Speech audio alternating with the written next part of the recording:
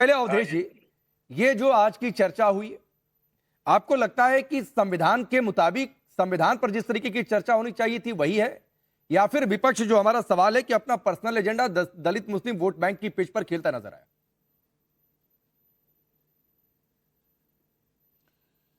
देखिए राकेश जी, हमारे धर्म में पुनर्जन्म की अवधारणा है और हमारे देश के पूर्वज जिन्होंने इस देश का अंग्रेजों से मुक्ति के बाद हमको संविधान दिया और बनाया, अगर वो देख रहे होंगे तो सबसे ज्यादा कलेजा उन्हीं का कांपेगा।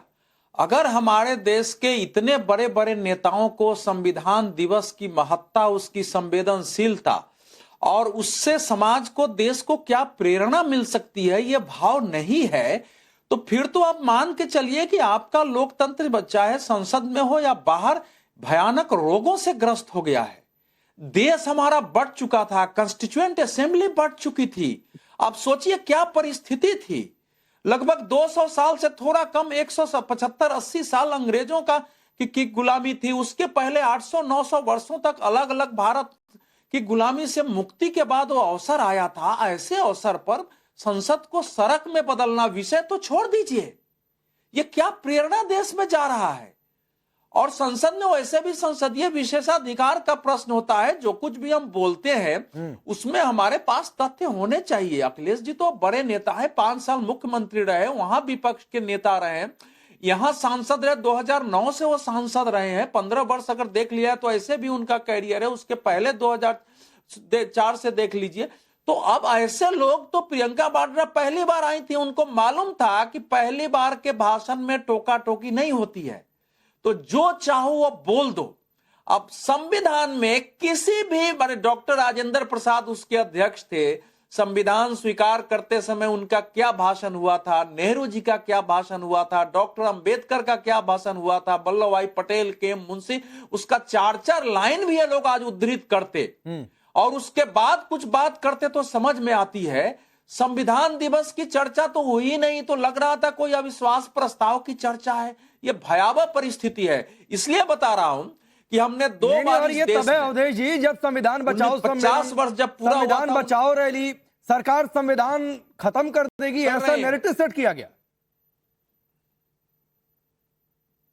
वही तो बता रहा हूं मैं खत्म कर रहा हूं। देखिए 1997 में स्वतंत्रता दिवस का 50 वर्ष पूरा हुआ था और देश की राजनीति में भयानक तनाव था। भाजपा की 13 दिन की सरकार गिरा दी गई थी।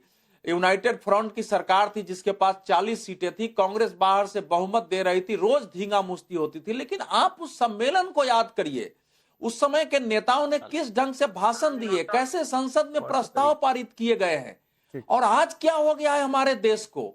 तो इसका मतलब तो हम लोग जिनको रिप्रेजेंटेटिव बना के भेज रहे हैं उसके बारे में पुनर्विचार का अवसर है कि हमारे देश का जो पार्टियां हैं वो किस प्रकार का लीडरशिप, नहीं ये आपने बड़ी बात कह दी। और इस समय धर्मेंद्र जी आपने संसद को सड़क में बदल दिया।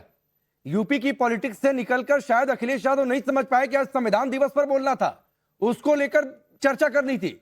एक फर्जी एनकाउंटर साबित नहीं हुआ, ना तो मजिस्ट्रेट ना तो जुडिशियल इंक्वायरी में।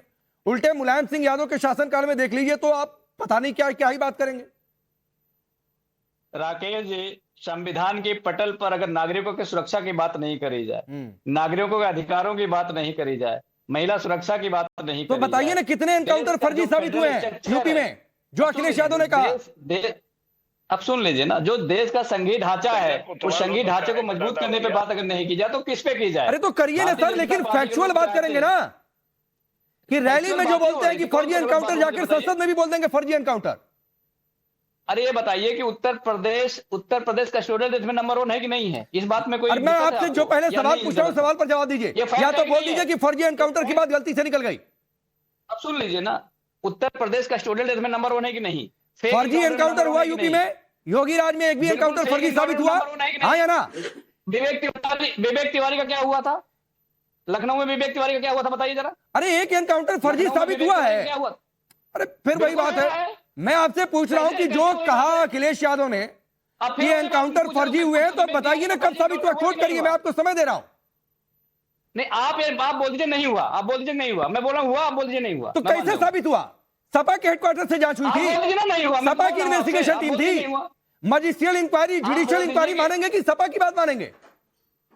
अरे भाई, अब विवेक तिवारी का हत्या जो हुआ था, बोल दीजिए फर्जी अरे एनकाउंटर फिर नहीं वही था, बात बोल है। दीजिए बस। अब नहीं बोलेंगे। मैं आपसे जब पूछ रहा हूं, हमने एक बताया, एनकाउंटर फर्जी सुन साबित लीजिए। हुआ। अब सुन लीजिए, साइबर अपराध में उत्तर प्रदेश नंबर 1 है। ये भारत सरकार का आंकड़ा है। भारत सरकार के आंकड़े को संविधान की पटल पे रखना कौन सा गैर अरे संवैधानिक, मेरे मुझे बता भाई, दीजिए जरा। मैं तो फर्जी हाँ। एनकाउंटर वाली बात गलत थी ना, वो गलती से बोला कहाँ अखिलेश यादव। गलती सही थी? मैं आपको उदाहरण बता रहा हूँ ना। विवेक तिवारी का फर्जी एनकाउंटर हुआ कि नहीं हुआ? आप बोल दीजिए नहीं हुआ। आप बोले नहीं अभी आपने तक। साबित किया है। नहीं, आप बोल दीजिए नहीं हुआ। आपने साबित किया है तो आप बोल दीजिए अरे मैं तो कह आपने रहा हूँ साबित हुआ है। किया, मैं पूछ तो रहा हूं। मैं कह मैं रहा हूँ पार्टी हुआ की है, बात आप बोल दीजिए मानूंगा कि नहीं हुआ है। मैं सरकार की बात और मजिस्ट्रियल और जुडिशियल इंक्वायरी की बात मानूंगा। तो मैं ठीक है। आपकी बात नहीं मानूं, नहीं भारत सर, सरकार की बात वही है। बताइए। मैं आप ठीक भारत है। सरकार की बात मानूं या आपकी बात मानूं? नहीं नहीं ठीक है भाई, सिद्धार्थ यादव जवाब दीजिए, और फिर मैं उसके बाद जो एनकाउंटर की बात कर रहे हैं ना, अभी अवधेश जी से सुनवा दूंगा कि मुलायम सिंह यादव के समय में क्या हुआ था अरे और अवधेश जी कितने क्या, हमारे एनकाउंटर मुझे हुए पता थे। है। तो ओम बिरला से भी बड़े अपने आप को नेता समझ रहे हैं। तो फिर ओम बिरला पर्सनल जी मत होइए स्पीकर भाई, है, उनको यही आपत्ति आप लोगों नहीं की है, दिक्कत है, इनको आपत्ति है। यही आप लोगों की दिक्कत है। उनको सिद्धार्थ यादव, नहीं नहीं प्लीज, स्पीकर को कोई आपत्ति नहीं है। संविधान पर किसी की चर्चा बातों हो से रही थी तो आप- गरिमा मेंटेन करनी चाहिए अवधेश जी का भी थी, वो जवाब गरिमा देना है मेंटेन नहीं हुई, और ना वहां हुई ना यहां हो रही है। राकेश जी, मुझे राकेश जी, जवाब देना है। और आ रहा हूं पवन भाई, राकेश जी, क्या सिद्धार्थ यादव को समस्या सुन हो लीजिए, आ रहा हूं चुकी उसके है बाद। कि राजनीति के अंदर कुछ दलों ने तय कर लिया है कि हम हर प्रकार की गरिमा को अब छोड़ देंगे। हम कैसे हर रोज एक नया लो एस्टेब्लिश कर सकते हैं, उस पर कुछ राजनीतिक दल लग चुके। संसद का पटल गरिमापूर्ण पटल है।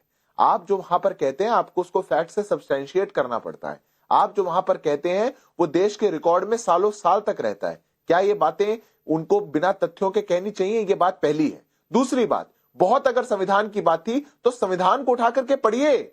7th शेड्यूल के अंदर लिखा हुआ है पब्लिक ऑर्डर सरकार की जिम्मेवारी है। सब लोगों के लिए एक न्याय व्यवस्था बना के रखना ये सरकार की जिम्मेदारी है। संविधान ये जिम्मेदारी सरकार के कंधे पे रखता है। वही तो जिम्मेदारी नहीं पत्थरबाजों के निभा रहे खिलाफ हो, आपके उसी मुंह पे से कुछ आप क्यों निभा नहीं रहे थे। निकलता? जो लोग आकर वही के कहते हैं जिम्मेदारी कि तो 15 नहीं मिनट निभा के लिए रहे पुलिस हो। हटा दो, हम सबको बराबर कर देंगे, उनके लिए क्यों नहीं निकलता? जो लोग ये हमारे आप देश क्या के कर रहे अंदर हो? अलग अलग सरकार मोहल्ले किसकी ऐसे है? घेटोस बना दे रहे हैं जहां पे कोई आदमी जा ना सके, उन मोहल्लों को जहां पर अलग अरे अलग भाई, आप क्या झंडे कर रहे हो? हमारे सरकार तिरंगे में का रह के अपमान कानून करके व्यवस्था दूसरे किसकी झंडे है? फहराते हैं, उनके कोई- खिलाफ कोई- आप क्यों नहीं ठीक है निकलते? ठीक है, कोई नागरिक वोट समय बैंक से समय कहा। थोड़ा कम है। सकता और है। भाई बैंक 30 से सेकंड कहा। आपको देता हूं, बोलिए जो जो आप लोग बोल रहे वोट थे। बैंक के लिए अपनी राजनीति है। करते हैं, मुझे उनको राकेश देश जी, की मुझे जनता जरूर बात- पवन भाई बोलिए, पवन भाई बोलिए, 30 सेकंड। बार बार आप सिद्धार्थ जी को बोलने दे रहे हैं, बार बार सिद्धार्थ जी बोल रहे हैं। भाई आप तो सिद्धार्थ जी का सवाल तो कर ही लेते हैं राकेश जी। मेरा ये कहना है राकेश जी कि जो पहली बात जो अवधेश सर जो बोले कि यहाँ पे कितनी गरीबी और कितनी आजादी, गुलामी के बाद भारत को आजादी मिली, और आजादी के बाद सोचिए कि इतना जो सोने की चिड़िया कहने वाली जो भारत थी उसको लूट के अंग्रेजों ने ले गए, उसके बावजूद भी हमें यहाँ अच्छा पे कृष्णकांत जी, मैंने पवन भाई को बोला था, चलिए आप आ ही गए हैं तो आपके लिए सवाल पहले से तय था। सुनिए, किसानों की भी बात की ना प्रियंका गांधी ने, किसानों की भी बात की ना प्रियंका गांधी ने, तो कर्नाटक राजस्व विभाग की रिपोर्ट थी कि 15 महीने में 1182 किसानों ने आत्महत्या की।